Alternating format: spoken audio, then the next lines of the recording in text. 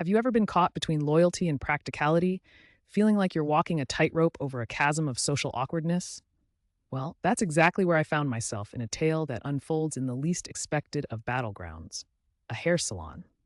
Picture this: I'm strolling into the salon, ready for my regular hair transformation, the door chimes ringing like the starting bell of an unforeseen duel.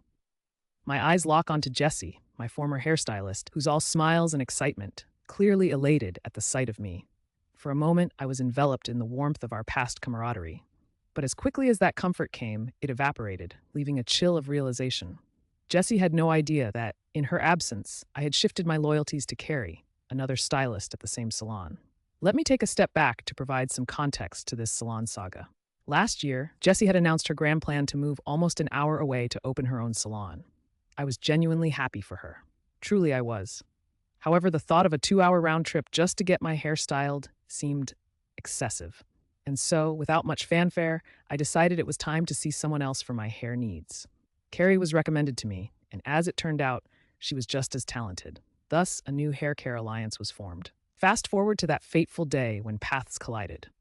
Carrie calls me over, and in that moment, I could see the realization crashing over Jessie like a wave.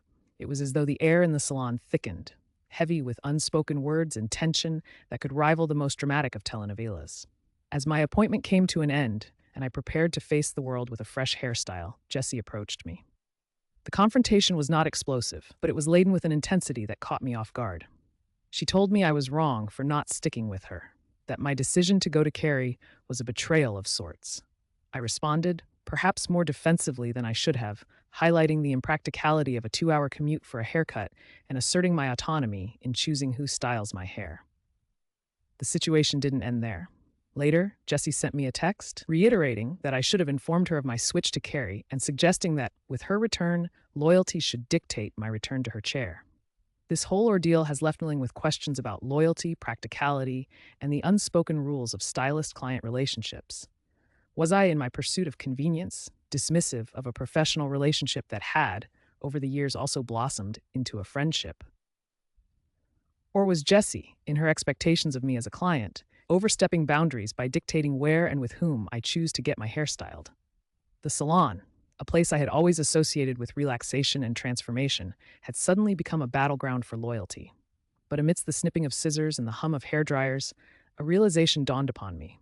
Loyalty in business, much like in our personal lives, is a two-way street. It thrives on mutual respect and understanding, not on obligations and expectations. So, I pose these questions to you, dear listener. Where does the line between professional courtesy and personal loyalty lie? Was my decision to prioritize convenience over continuity an act of betrayal, or was it a reasonable response to a change in circumstances? And finally, in the ever-evolving dynamics of service relationships, how do we navigate the delicate balance between loyalty to others and loyalty to ourselves? As we ponder these questions, I invite you to share your thoughts, experiences, and perhaps even your own hair-raising tales of loyalty and practicality in the comments below. Because at the end of the day, it's through sharing and understanding different perspectives that we grow, not just as clients or professionals, but as individuals navigating the complex web of human relationships.